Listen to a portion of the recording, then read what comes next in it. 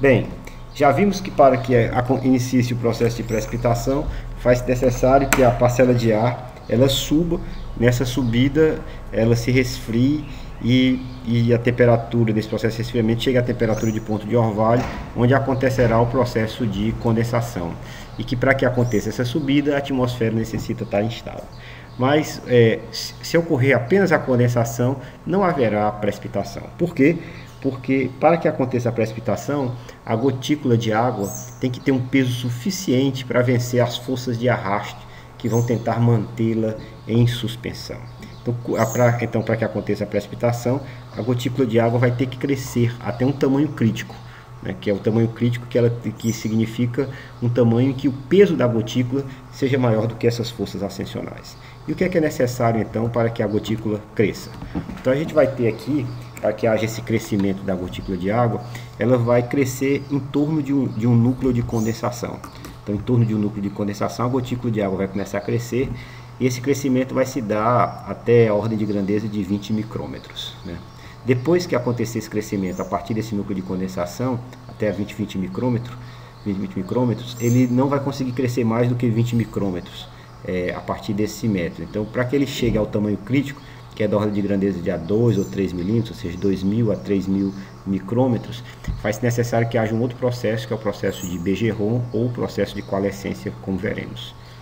Então vamos entender um pouco melhor esse processo. Então, o primeiro ponto do processo de crescimento, a primeira fase, seria um crescimento a partir desses núcleos de condensação. O que são esses núcleos de condensação? São argilas, aerossóis de origem marítima que encontram-se na atmosfera. Essas partículas, imagine uma argila, uma caulita ou uma montimoribonita, são partículas muito pequenas. Então, por serem muito pequenas, tem aquele famoso efeito casca, onde as cargas elétricas negativas, né, eles vão ficar na superfície do objeto. E essas cargas elétricas ficam na superfície do objeto. Com isso, eles vão atuar com um efeito eletrostático sobre as partículas de água. Porque as partículas de água, a água tem uma molécula bipolar. Então, o hidrogênio, né, o lado do hidrogênio dessa partícula vai começar a colar, a aderir, né, ao aerossol, e com isso inicia-se o processo de crescimento. Esse processo de crescimento, como nós já vimos, chega até 20 micrômetros. Depois que se cresce até esse tamanho, haverá necessidade de a gotícula de água continuar crescendo. Para que ela continue crescendo, vão existir dois processos, um denominado de coalescência e um outro denominado de Bergeron, que a gente vai analisar cada um desses processos em seguida. A coalescência vai funcionar para nuvens quentes, nuvens que tenham temperaturas acima de 0 grau, e o Bergeron para nuvens frias, para temperaturas abaixo de 0 graus. Né?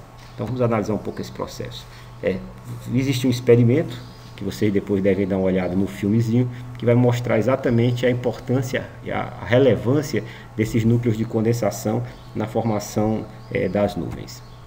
Então, de novo, o que vai acontecer é que as gotículas de água vão condensar, na subida se expande, se resfria, e para que ela caia, faz necessário que o peso dessa partícula de água seja maior do que as forças ascensionais. Então, a força peso, o P, né, vai ter que ser maior do que as forças de arraste, aquele famoso KV2. Então, P tem que ser igual a KV2 para que haja a queda da partícula, e a gente aí vai ter uma velocidade de queda da partícula, inclusive calculada a partir desse equilíbrio dessas forças, força peso e a força de arraste. Então, como é que se dá o processo de coalescência? O processo de coalescência vai se dar porque a velocidade de queda de uma gotícula de água maior, a velocidade é maior do que das gotículas menores. Então é como se essa aqui estivesse atropelando as outras gotículas de água. E nesse processo, então, acontece a coalescência, ou seja, a gotícula de água maior ela cresce a partir da absorção das gotículas de água menores. Então, nesse processo é um processo de crescimento da gotícula de água, e pode ser que nesse processo ela chegue a ter velocidades mais elevadas, e não só velocidades mais elevadas, mas o peso dela chegue a ser maior do que a força de arraste de subida, e com isso aconteça a precipitação. Esse processo é típico de nuvens quentes. O outro processo é o processo de Bergeron. Como é que se dá o processo de Bergeron? O processo de Bergeron vai se dar através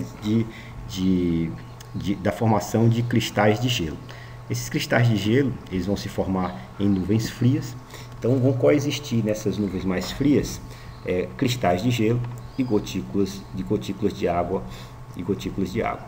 Então o cristal de gelo ele vai crescer da seguinte maneira: a pressão parcial de vapor de saturação próximo ao cristal de gelo é uma pressão parcial de vapor menor do que a pressão parcial de vapor próximo à gotícula de água. O que é que significa isso? Significa que para que haja saturação é necessário que haja uma quantidade menor de moléculas próximas ao cristal de gelo do que próximas à gotícula de água. Então o que vai acontecer é que quando a gotícula de água estiver em equilíbrio com o seu meio e o cristal de gelo estiver em equilíbrio com o seu meio, nessa região próxima ao cristal de gelo, haverá uma quantidade menor de partículas, de moléculas de água do que aqui. Então vai criar um gradiente, aqui maior concentração de moléculas de água, aqui menor. Como tem um gradiente, você vai ter aqui, pela famosa lei de Fick, né? Você vai ter então uma tendência de ocorrer um fluxo e um movimento das gotículas de água dessa região para esta outra. Na hora que as gotículas de água saírem, na hora que as moléculas de água saírem desta região próxima à superfície da gota de água para próxima ao cristal de gelo, aqui vai ficar com uma concentração maior de gotículas e vai quebrar o equilíbrio e vai fazer com que uma parcela dessas gotículas adiram, né, comecem a fazer parte do cristal de gelo, fazendo com que o cristal de gelo cresça. Na hora que aqui tiver uma quantidade menor de gotículas de água do que o equilíbrio, uma parcela da gota de água vai doar moléculas de água para o meio. Com isso a gotícula de água diminui seu tamanho.